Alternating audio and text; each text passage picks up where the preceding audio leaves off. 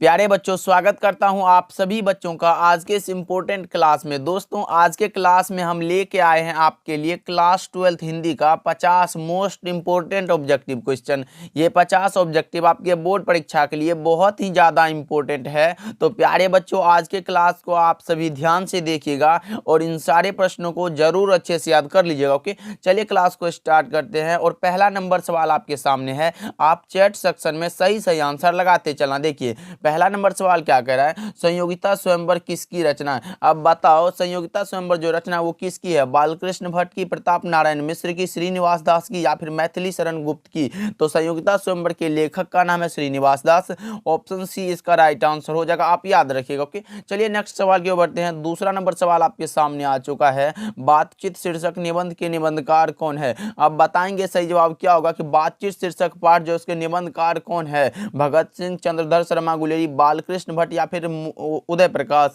तो इसके लेखक का नाम है Balkrishna Bhatt. Option number C right answer है, याद रखना। ओके, चलिए नेक्स्ट सवाल की ओर बढ़ते हैं। तीसरा नंबर सवाल आपके सामने, आप फटाफट से आंसर लगाते चलेंगे और अच्छे से याद भी करते चलेंगे, क्योंकि ये सारे के सारे इंपॉर्टेंट क्वेश्चन है। देखिए, तीसरा नंबर सवाल क्या कह रहा है, चंद्रधर शर्मा गुलेरी किसके अभिभावक बनकर मेयो कॉलेज अजमेर में आए। अब लगाओ सही जवाब क्या होगा कि चंद्रधर शर्मा गुलेरी किसके अभिभावक बनकर मेयो कॉलेज अजमेर में आए थे। तो ये आए थे खेतरी के नाबालिग राजा जयसिंह के। ऑप्शन सी राइट आंसर हो जाएगा, ध्यान में रखिएगा। ओके, चलिए नेक्स्ट सवाल की ओर बढ़ते हैं। चौथा नंबर सवाल आपके सामने आ चुका है, भारतीय सिपाहियों का किसके साथ संघर्ष हुआ था। लगाओ सही जवाब क्या होगा कि भारतीय सिपाहियों का जो संघर्ष हुआ था वो किसके साथ हुआ था। तो यह हुआ था जर्मनी के साथ। ऑप्शन डी करेक्ट आंसर है। चलिए पांचवा नंबर सवाल देखते हैं। अभी तक आप लोगों ने अपने क्लास को लाइक नहीं करा तो जरूर से करिएगा, और चैनल पे नए जुड़ रहे हैं तो सब्सक्राइब करके ऑल नोटिफिकेशन को भी ऑन कर लीजिएगा, जिससे कि हम आपके लिए एग्जाम तक ऐसे ही वैल्यूएबल कंटेंट अपलोड करते रहें और आप अच्छे से देखते रहो। देखो,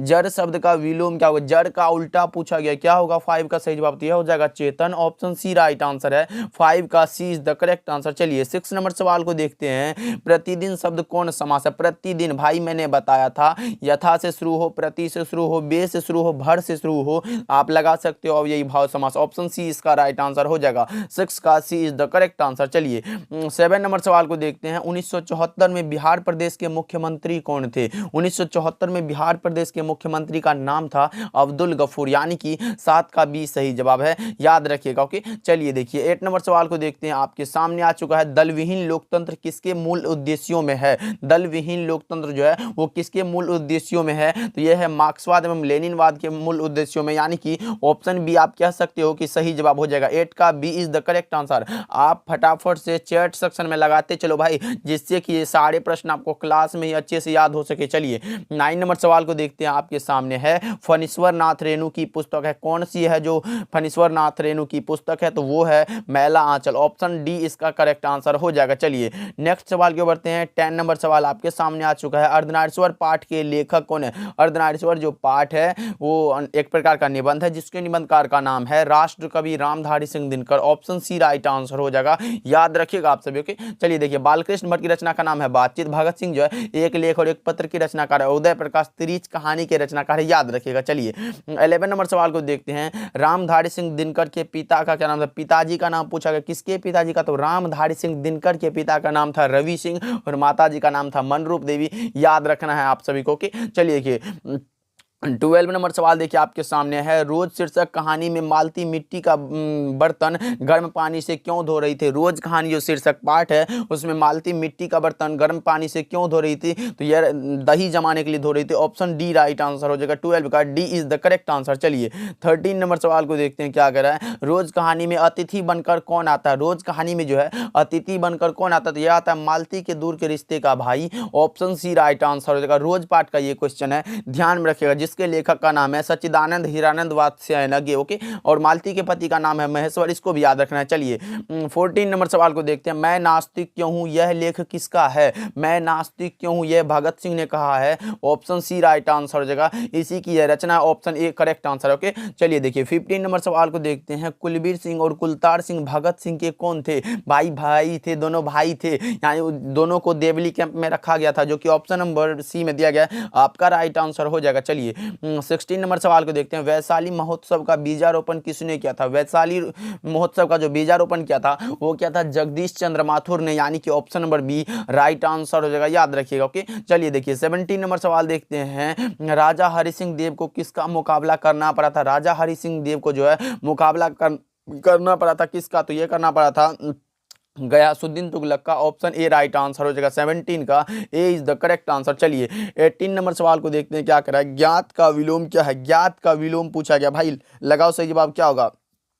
तो मैं बता दूं ज्ञात जो है यह अज्ञात हो जाएगा, यानी कि ऑप्शन बी राइट आंसर हो जाएगा। चलिए 19 नंबर सवाल को देखते हैं। मोहन राकेश किस आंदोलन के प्रमुख हस्ताक्षर थे? मोहन राकेश नई कहानी आंदोलन के प्रमुख हस्ताक्षर थे, यानी कि आप कह सकते हो कि 19 का ऑप्शन ए राइट आंसर हो जाएगा। अगर आप भी ए लगा रहे हो तो आपका भी सही जवाब है, ऐसे ही लगाते हैं। चलो चलिए 20 नंबर सवाल को देखते हैं। कौन सी कृति मोहन राकेश की नहीं है? नहीं है पूछा गया भाई, तो आप लगा सकते हो कौन सा नहीं है? तो इतिहास और आलोचना इसकी रचना नहीं है, यानी कि 20 का सी इज द करेक्ट आंसर। चलिए 21 नंबर सवाल को देखते हैं। निम्न में प्रलय की छाया के कवि कौन है? प्रलय की छाया के कवि माने जाते हैं कौन सा? जयशंकर प्रसाद। आपको ध्यान होगा ऑप्शन डी राइट आंसर हो जाएगा। कितना बार बता चुका हूं, ये क्वेश्चन बहुत बार ला चुका हूं। कि चलिए देखिए 22 नंबर सवाल है। कविता के नए प्रतिमान किसकी रचना है? लगाओ जी, ये क्वेश्चन बहुत ही ज्यादा इंपॉर्टेंट है, याद रखिएगा। आपके मॉडल पेपर में भी आया हुआ सवाल है कविता के नए प्रतिमान से। देखो कविता के नए प्रतिमान के लेखक का नाम है नामवर सिंह, और कविता के नए प्रतिमान पर नामवर सिंह को साहित्य अकादमी का पुरस्कार दिया गया था। कब?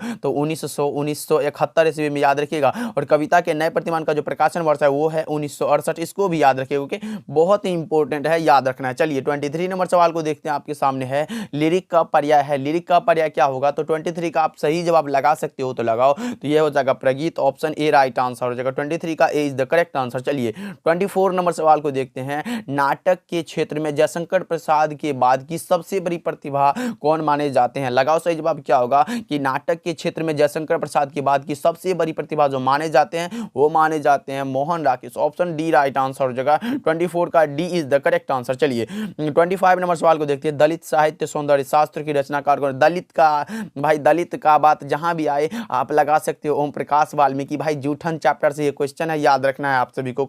और अगर पूछता कि नए साहित्य का सौंदर्य शास्त्र के लेखक कौन है, वो है गजानन माधव मुक्तिबोध, उसको भी याद रखना है। चलिए 26 नंबर सवाल को देखते हैं। आपके सामने आ चुका है। 1995 में परिवेश सम्मान किसे प्राप्त हुआ था? तो ये प्राप्त हुआ था जूठन पाठ के रचनाकार, जूठन आत्मकथा के लेखक हैं ओम प्रकाश वाल्मीकि, यानी कि option number D right answer हो जाएगा। चलिए 27 नंबर सवाल को देखते हैं आपके सामने। अब और नहीं वाल्मीकि की कैसी कृति है? अब और नहीं वाल्मीकि यानी कि ओम प्रकाश वाल्मीकि की रचना, और ये क्या है ये पूछा गया। कहानी है, कविता है, उपन्यास है या फिर निबंध है? तो 27 का सही जवाब आप बताओ। यह है कविता संकलन, जो कि ऑप्शन बी में दिया गया है, आपका सही आंसर हो जाएगा। चलिए 28 नंबर सवाल को देखते हैं। जय कृष्ण मूर्ति का जन्म कब हुआ था? जय कृष्ण मूर्ति का जन्म हुआ था, कब हुआ था ये बताना है आपको। तो आपको पता होगा 12 मई 1895 को हुआ था, यानी कि ऑप्शन ए आपका सही जवाब है, 28 का ए इज द करेक्ट आंसर, ध्यान में रखिएगा। ओके, चलिए देखिए 29 नंबर सवाल को देखते हैं। जय कृष्ण मूर्ति इनमें से कौन सी रचना? जय कृष्ण मूर्ति की रचना इनमें कौन है?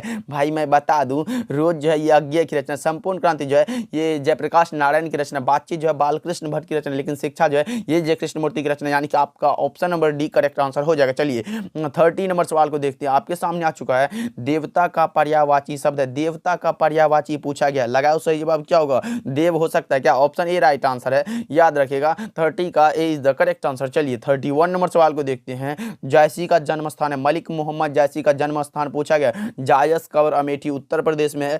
ऑप्शन सी आपका सही जवाब है, 31 का सी इज द करेक्ट आंसर। आज का क्लास थोड़ा फास्ट हो रहा है क्योंकि आपका एग्जाम बहुत ही नजदीक है भाई। वैसे भी मैं हिंदी का आप लोगों का तैयार है अच्छा करा चुका हूं, कितना ऑब्जेक्टिव दे चुका हूं बस आप देख लो जाके, बहुत सारा इंपॉर्टेंट ऑब्जेक्टिव दे चुका हूं, बस हो चुका है, समझ लो हिंदी का तैयारी अब हो चुका है। देखो मीरा ने अपना प्रियतम किसे माना? मीरा ने अपना प्रियतम माना है कृष्ण को। ऑप्शन बी राइट आंसर हो जाएगा, 32 का B is the correct answer. चलिए 33 नंबर सवाल को देखते हैं। सूरदास का निधन कब हुआ था? सूरदास का जो निधन हुआ था वो कब हुआ था? तो आप लगा सकते हो कौन सा, तो आप लगाओ जिसका निधन हुआ था 1583 में, ऑप्शन ए करेक्ट आंसर हो जाएगा। और जन्म हुआ था 1478 में, इसको भी याद रखिएगा क्योंकि कुछ भी पूछ सकता है। ओके, चलिए नेक्स्ट सवाल की ओर बढ़ते हैं। आपके सामने आ चुका है 34 नंबर सवाल। तुलसीदास कैसे कवि माने जाते हैं? तुलसीदास हिंदी साहित्य का समन्वयवादी कवि माने जाते हैं।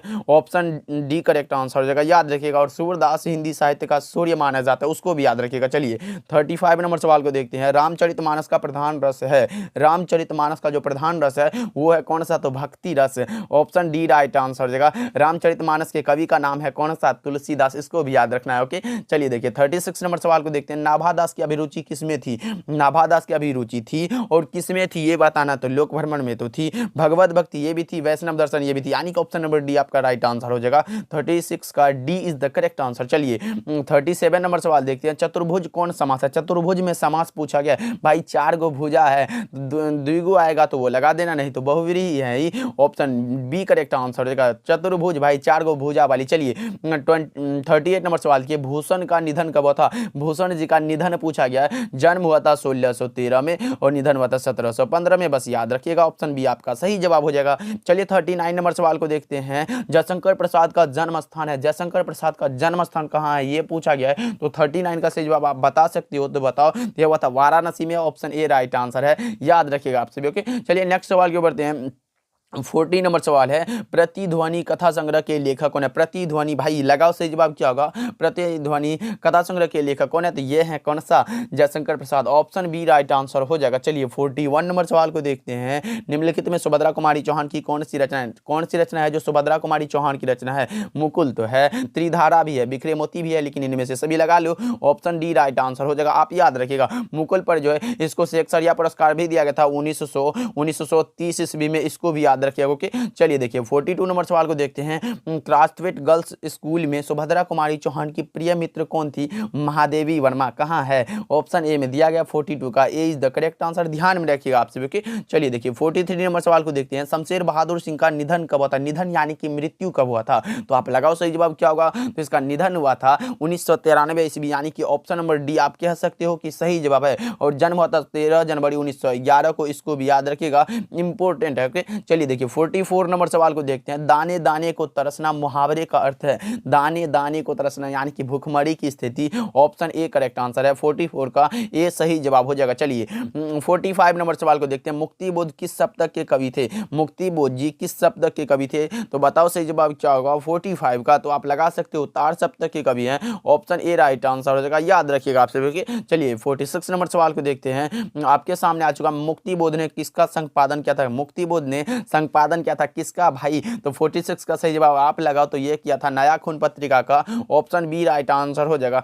और पूछ दिए कि नया खून पत्रिका का संपादन कब हुआ था, तो 1956 ईस्वी में, याद रखना है। चलिए 47 नंबर सवाल को देखते हैं। लिखने का कारण शीर्षक निबंध किस लेखक की रचना है, लिखने का कारण जो रचना है वो किस लेखक की है ये बताना है आपको, तो 47 का आप सही जवाब लगा सकते हो, रघुवीर साह की है, ऑप्शन डी राइट आंसर हो जाएगा। चलिए 48 नंबर सवाल को देखते हैं। रघुवीर साह का जन्मस्थल कौन सा है, रघुवीर साह का जन्म स्थान पूछा गया है, तो आप लगाओ सही जवाब क्या होगा, तो रघुवीर साह का जो जन्म स्थान है वो कहाँ है, तो यह है Lucknow, option B right answer हो जाएगा। ओके, तो 49 नंबर सवाल को देखते हैं, फटाफट से आप लगाते चलेंगे। देखिए हार जीत शीर्षक कविता के कवि कौन, हार जीत भाई अशोक वाजपेयी की रचना है, कहाँ है अशोक वाजपेयी, ऑप्शन सी में दिया गया, आपका राइट आंसर हो जाएगा 49 का सी इज द करेक्ट आंसर, ध्यान में रखिए आपसे भी। चलिए 50 नंबर सवाल आपके सामने आ चुका है। ज्ञानेंद्रपति का जन्म कब हुआ था, यानी कि गांव का घर कविता के कवि का नाम है ज्ञानेंद्रपति, और इसका जन्म पूछा गया है कहाँ हुआ था, तो ये कब हुआ था, ये हुआ था 1 जनवरी 1950 को, ऑप्शन ए करेक्ट आंसर हो जाएगा। अगर पूछे कहाँ हुआ था